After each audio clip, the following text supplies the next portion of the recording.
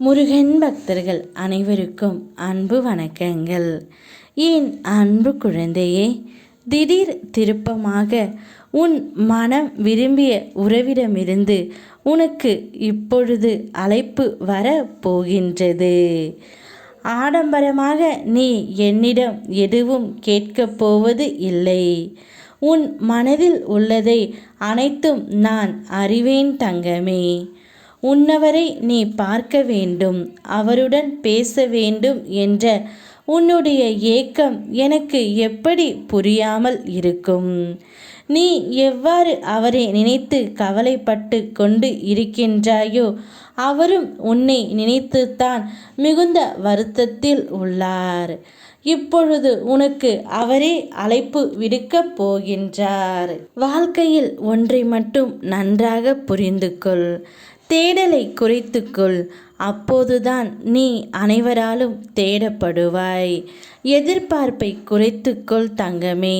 அப்போதுதான் அனைவரும் உன்னிடம் எதிர்பார்ப்பார்கள். அதேபோல் அன்பையும் அளவோடு வைத்துக்கொள். அப்பொழுதுதான் நீ அழுகாமல் இருப்பாய். இவை அனைத்தும் உன்னிடம் நான் பலமுறை சொல்லி இருக்கின்றேன், யார் மீதும் அதீத அன்பு வைக்காதே என்று.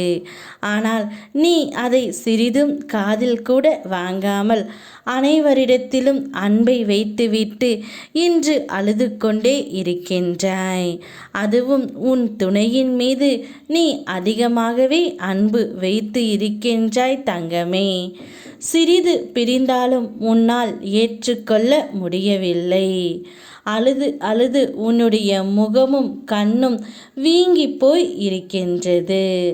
சரியாக சாப்பிடாமலும் சரியாக உண்ணாமலும் வாழ்க்கையை வெறுத்து போய் இருக்கின்றாய்.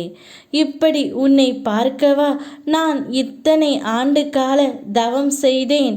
அதனால்தான் தங்கமே, திடீர் திருப்பமாக உன் துணை இடமிருந்து உனக்கு இப்பொழுது அழைப்பு வரப்போகின்றது.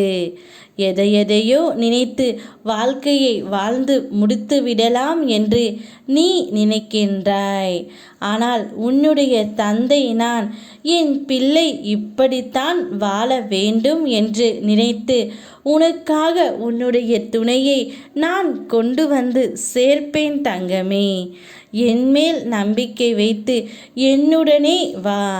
உனக்கான மகிழ்ச்சியான எதிர்காலத்தை நான் கொடுக்கின்றேன்.